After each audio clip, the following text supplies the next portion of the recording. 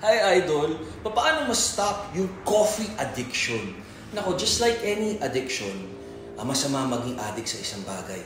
Everything in moderation para maganda ang kalalabasan.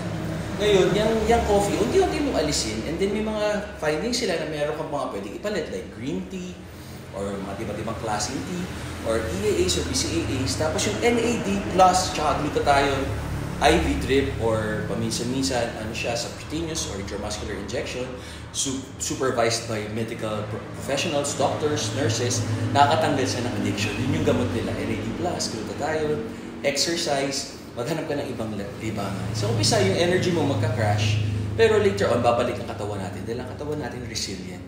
Hindi mahina ang katawan natin, malupit ang katawan natin, magaling mag-adjust dyan. So, hindi ka lang kasing kulit o hyper-obese pag nagkape, pero kaya naman yan. Pag gusto, maraming paraan. Pag ayaw, maraming palusot.